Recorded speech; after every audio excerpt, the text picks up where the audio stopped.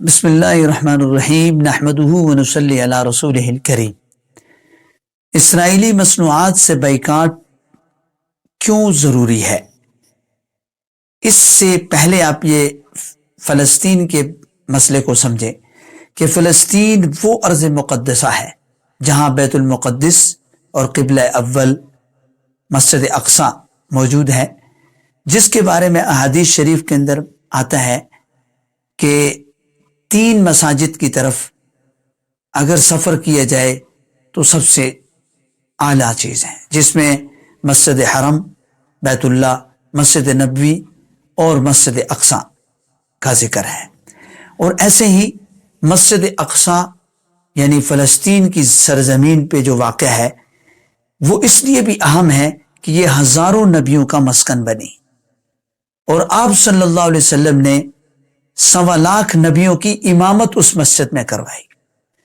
اور سیدنا موسیٰ علیہ السلام نے اپنی قوم کو جو حکم دیا، یا قوم ادخلوا الارض المقدسۃ التی کتب اللہ لکم، اس سے مراد بھی مسجد اقصی ہے، ارض فلسطین۔ اور ایسے ہی سیدنا ابراہیم علیہ السلام اور سیدنا لوط علیہ السلام نے بھی ہجرت فرما کے یہیں پہ اپنا مسکن بنایا، اور یہ وہ مسجد اقصی اتنی اہم ہے کہ جس کی تعمیر سب سے پہلے فرشتوں نے کی، اور دوسرے نمبر پر سیدنا آدم علیہ السلام نے اس کی تعمیر کی، اور آخری تعمیر سیدنا سلیمان علیہ السلام نے فرمائی۔ جب مسجد اقصی کی تعمیر سے فارغ ہوئے تو سیدنا سلیمان علیہ السلام نے 3 دعائیں فرمائی۔ پہلی دعا یہ تھی کہ یا اللہ مجھے ایک ایسا فیصلہ کی طاقت دے جو فیصلہ آپ کے حکم کے مطابق ہو، اور دوسری دعا یہ کی کہ یا اللہ مجھے وہ ایسی بادشاہی دے کہ جس کی کوئی مثال نہ ہو، اور تیسری دعا یہ کی کہ یا اللہ جو بھی مسجد اقصی میں آ کر کے ایک نماز پڑھے وہ گناہوں سے ایسا پاک ہو جائے جیسے وہ آج ہی ماں کے پیٹ سے پیدا ہوا ہے۔ اس لیے رسول اللہ صلی اللہ علیہ وسلم نے فرمایا جو آدمی مسجد اقصی میں نماز پڑھے گا اس کی ایک نماز 1000 نمازوں کے برابر ہوگی۔ سیدہ میمونہ رضی اللہ تعالی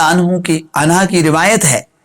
وہ پوچھتی ہیں یا رسول اللہ صلی اللہ علیہ وسلم ہمیں بتائیں کہ مسجد اقصی فلسطین کا مسئلہ کیا ہے؟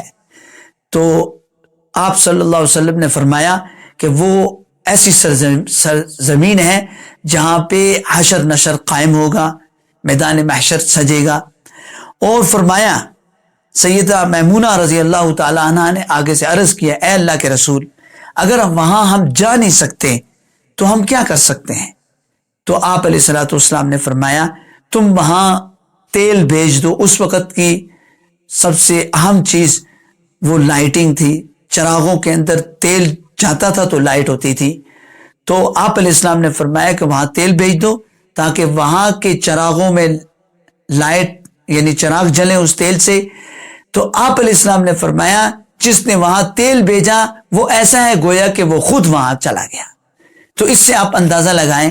کہ مسجد اقصی ارض فلسطین کتنی مقدس سرزمین ہے۔ اب اسرائیلی مصنوعات کا بائیکاٹ کیوں ضروری ہے؟ یہ بات یاد رکھیں کہ ایک رپورٹ کے مطابق روزانہ اسرائیل 500 مسلمانوں کو شہید کر رہا ہے، جس میں 100 بچے ہیں۔ اب اگر آپ نے اس بائیکاٹ میں حصہ نہ لیا تو گویا کہ آپ بھی اس قتل میں شامل ہیں، اور اب اس بائیکاٹ کی ضرورت کیوں پیش آئی یہ بھی یاد رکھیں کہ آپ صلی اللہ علیہ وسلم جب مدینہ کے اندر تشریف فرما تھے تو خیبر کا قلعہ وہ ایسا مضبوط قلعہ تھا جس پہ یہودیوں نے کھانے پینے کا سامان لے کر کے وہاں پناہ گزین تھے یہودی، اور مسلمان کئی ماہ تک اس خیبر کے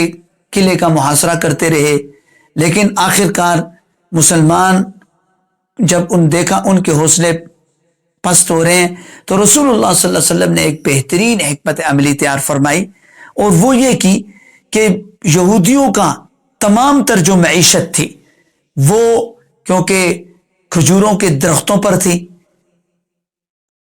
اور یہودیوں کی معیشت، خوشحالی، پیسہ، دولت اس پر انہیں گمنڈ تھا، وہ تمام تر مدینہ کے ارد گرد کھجوروں کے باغ پر تھی۔ تو آپ صلی اللہ علیہ وسلم نے ایک حکمت عملی تیار کی اور مسلمانوں کو حکم دیا کہ آپ ان درختوں کو، کھجوروں کے درختوں کو کاٹنا شروع کر دیں۔ جو ان درختوں کو کاٹا گیا، یہودیوں کے حوصلے پست ہونا شروع ہو گئے، اور پھر ایک ایسا وقت آیا کہ جب تمام درخت کاٹے گئے تو یہودی سارے کے سارے ایک معاہدے پر آ گئے اور انہوں نے وہ قلعہ چھوڑ دیا۔ اس طرح مسلمانوں نے خیبر پر فتح حاصل کی اور یہودی وہاں سے نکل گئے۔ ایسے ہی آج بھی بالکل بات یہ ہے کہ ہماری نہ کوئی گولی اسرائیل تک پہنچ سکتی ہے، نہ کوئی لعنت اسرائیل تک پہنچ سکتی ہے۔ اگر اسرائیل تک پہنچے گی تو وہ ایک بات، جیسے جس بات کو آپ صلی اللہ علیہ وسلم نے مسلمانوں کو جس حکمت عملی پر تیار کیا، اور وہ حکمت عملی یہ ہے کہ ہم اسرائیلی اور امریکی مصنوعات کا بائیکاٹ کریں،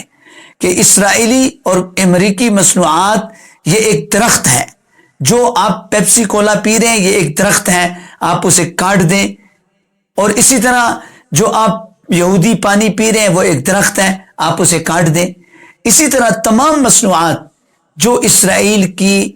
بنائی گئی چیزیں ہیں، امریکہ کی بنائی گئی چیزیں ہیں، ان کو آپ کاٹ دیں، ان کو استعمال کرنا چھوڑ دیں۔ یہ ایسے ہی ہے کہ گویا آپ نے ان کی معیشت کو کاٹ دیا۔ جب معیشت کو آپ کمزور کریں گے تو آپ جہاد کے کسی نہ کسی حصے میں شامل ہوں گے، یوں یہودیوں کی جو ہے نا وہ حوصلے پست ہوں گے، اور انشاءاللہ ہم فلسطینیوں کی ہمدردی اور اصرار اور قربانی میں ضرور شریک ہوں گے۔ اللہ سے دعا ہے اللہ ہم سب کو اس جہاد کے اندر، اس جہاد کے حصے میں شریک ہونے کی توفیق عطا فرمائے، اور مجاہدین کے حوصلے بلند فرمائے، اور کفار اور یہودیوں کے حوصلے پست فرمائے۔ اللہ مسلمانوں کو فتح عطا فرمائے۔